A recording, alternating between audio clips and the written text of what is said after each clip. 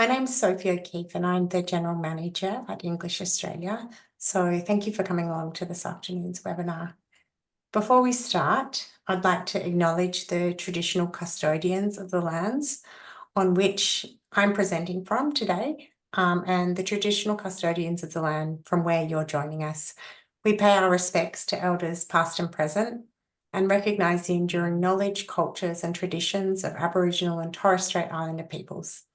As we come together to learn, share ideas and strengthen our knowledge, we acknowledge that this learning takes place on Aboriginal and Torres Strait Islander lands, and we're very grateful for the opportunity to gather together in this way. So this afternoon's meeting is all about the New South Wales International Education Awards, and we really hope that we'll get lots of ELICOS sector nominations for these awards this year. I've been to the award ceremony for the New South Wales Education Awards, probably for about the last 5 years, and it's honestly one of the highlights of my year. It's, I think, such a fantastic opportunity for students to get recognised, but also what the students say at the award ceremonies, students who come back who've won the awards in previous years, they all say that the platform that winning the award afforded them helped them so much with their journey as an international student in Australia. So we hope that we get lots of ELICOS student awards to be able to give that opportunity to our students this year. And with us today, we're very lucky to have Samantha Encarnacion, and she is the project officer at Study New South Wales. And Sammy is actually managing the New South Wales International Education Awards this year. So she knows all about them, and she's going to tell us about the nomination process and, most importantly, some of the updates that have happened to the awards this year and how they affect the ELICOS nominations. So Sammy, I'll hand over to you, and thank you so much for joining us. Thank you, Sophie, and thank you for having us. It's really important that we get the ELICOS sector involved. Your contribution is no less than any other, and we want to acknowledge that any way that we can. So I'll just start off. So good afternoon, everyone. Thank you for joining us. As Sophie mentioned, my name's Sammy, Study New South Wales, and I'm talking about our 2026 New South Wales International Education Awards. This webinar is specifically for the ELICOS sector. If you have any questions, please feel free to pop them in the chat, or I'll open up the floor at the end of presentation for questions. So today's focus is quite simple. We want to help you understand which award categories are most relevant, what makes a strong nomination, and how to submit a nomination. The awards are an opportunity to recognise international students who are making a genuine contribution to their communities here in New South Wales. Often, these students aren't the most academically accomplished or the most visible. They're the students who quietly support others, volunteer their time, build connections across cultures, and make a positive difference in their communities. Today's session will help you identify those stories and turn them into strong nominations. So before we get into the categories themselves, just wanted to briefly touch on the purpose of the awards and some of the changes for 2026. The awards recognise international students, employers and organisations whose work delivers real outcomes and makes a tangible difference across New South Wales. This year, the awards have been refreshed with a stronger focus on outcomes, evidence, community impact, real-world contribution, and the stories behind that impact. For the student awards in particular, our panel will be looking at less what a student participated in and more at what changed because of their involvement. That's an important distinction, and it will come up throughout today's session. We're also taking a broader approach to recognition this year. While the awards will still recognise category winners, we're making a much greater effort to showcase the full range of all of the finalists and their contributions. That's because these stories have value beyond the awards itself. They help demonstrate the positive contribution international students make to communities across New South Wales. They help build understanding, strengthen social licence, and provide authentic examples of the impact students, providers, and communities create together. Our goal isn't simply to identify a handful of winners, it's to surface and celebrate a diverse range of stories that reflect the breadth of contribution happening across the sector throughout the year.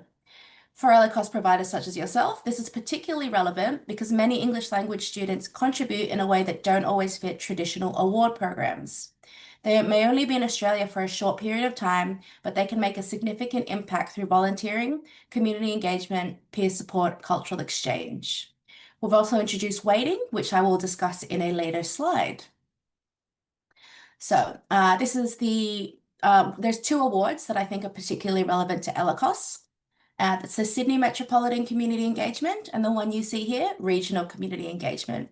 So these categories recognise international students who have made a meaningful contribution to the community besides their studies. The distinction between the two awards is just the location. So if your student contributed within the Metro Sydney area, then they fit within the next award. And if they're not, then the regional award. And if you have any questions about where you fit in or where you think you might be across New South Wales, just ask us and we'll be happy to let you know. When we talk about community contribution, we're looking for examples such as volunteering, community leadership, peer support, mentoring, cultural exchange, supporting other students, helping newcomers settle into New South Wales, and connecting international students with local communities. We're not looking for simply attendance or participation, but a student who organised these activities, supported others, or built connections. So these are for the Sydney Metropolitan Community Engagement. As you can see, it's quite similar. So one question we often get asked is, what kind of contribution are you looking for? So this can take many forms. It's not really what they did, but so what? What changed because they got involved? Who benefited? And how was the community stronger as a result? These questions the assessors will be asking. So the additional weighting is an important feature that we have introduced in this year's 2026 awards to better recognise ELICOS students and their unique experiences. We know that ELICOS students often have a very different journey in New South Wales compared to students enrolled in longer-term vocational, higher education or research programs. Many ELICOS students are here for a relatively short period of time. They're often at the very beginning of their Australian education journey, still building their confidence in English and establishing social networks, learning how to navigate a new environment and finding ways to participate in their local communities. Despite this, many ELICOS students make extraordinary contributions in a short amount of time. They volunteer, support, participate, help other students, and contribute to their communities around them. So the additional weighting, as you can see, recognises the way that we have included ELICOS students. We acknowledge these students have different timelines, different opportunities, and different circumstances in which to demonstrate impact. We recognise that the context of the student opportunities, they may only have been here for a few months, but they can be considered along students who may have had several years to build networks, establish long-term projects, or accumulate leadership experiences. I just want to give an example for this. It would be a much stronger nomination to say my student spent the entire time they were in Australia volunteering, whether that was 2 weeks or 2 years. It still sounds amazing when you say that they spent half their time in Australia doing something. So you can really phrase these nominations in a way that makes your students stand out in just what they did in these short amounts of time that they were here. So this is probably the most important slide of today's session. Strong nominations clearly show 4 things. So what changed? What was different because of this contribution? Who benefited? Was it other students, the community members, local organisations? What evidence is available? So testimonials, participation numbers, events, examples, feedback. And what impact was sustained? Is it an ongoing activity? Did you start a weekly run, a marathon run? An example, a comparison could be a weaker nomination might say, Sarah volunteered at a community event and was very committed. That's nice to read. It doesn't really tell us much about an impact. The way to phrase this would be, Sarah volunteered with a multicultural organisation for 6 months, helping newly arrived international students access local services and build connections. During her involvement, participation increased significantly and feedback indicated improved confidence and community engagement among participants. The difference is evidence and outcome. The strongest nominations tell a story, but they also demonstrate impact. And for my last slide, so I've grabbed a screen grab of what our website looks like, and this is the page you're looking for if you want to nominate. Down under how to submit a nomination, under number 4, those are your links for the International Student of the Year. If you are curious for the other awards, you can have a look. We also have the International Education Excellence Awards if your organisation has done something special or innovative. So I would suggest step 1 would be choose the most appropriate category. For ELICOS, it would be the Sydney or the regional community engagement. Step 2 is review the eligibility criteria and the selection criteria. This is mostly just compliance in terms of were they an international student in the past financial year, were they with a CRICOS registered organisation, all the different bits and pieces we have to tick off. And then the selection criteria is step 3. So prepare your written responses. So when writing your response, again, focus on outcomes, provide examples. You only have 250 words, and there's 2 selection criteria questions. So we really want you to use those words to frame the strongest impact that you can.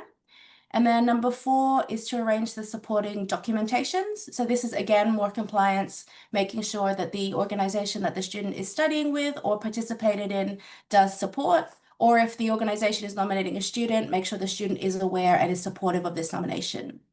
And then number 5 is nominations close next Friday, the 31st of July at 11:59. So please get your nominations in. And if you have any questions, that's my email at the bottom. I do have a very long name, so if you'd like to just do study.newsouthwales, that will also get back to me.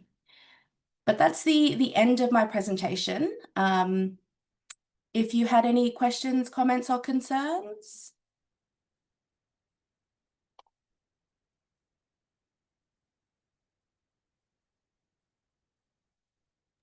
Sammy, I have a quick question. Yeah, go for it. Is it the case that students can self-nominate again this year as well as their institutions nominating them? Yes, they sure can. Yeah. If they do self-nominate, they just need to have a document provided from their institution to show that they are an eligible student and tick off the student visa requirements and those things. Yeah, okay, great.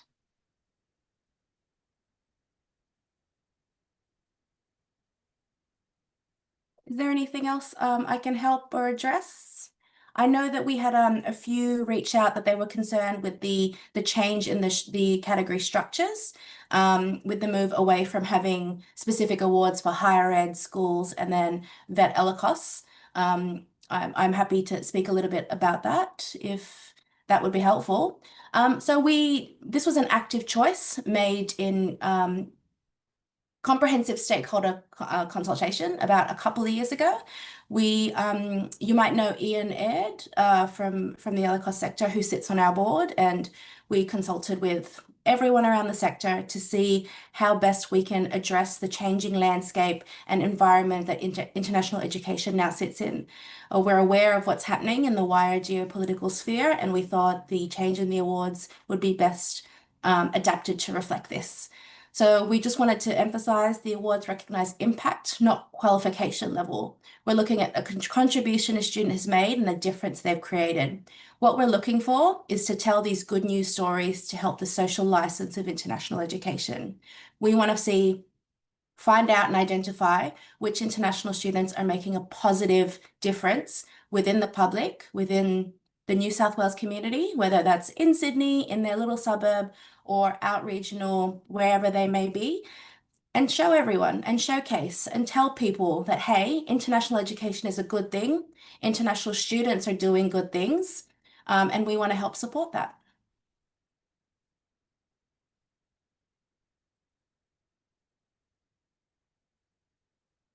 Cool. I don't want to take up everyone's time or make this recording any longer than it has to be.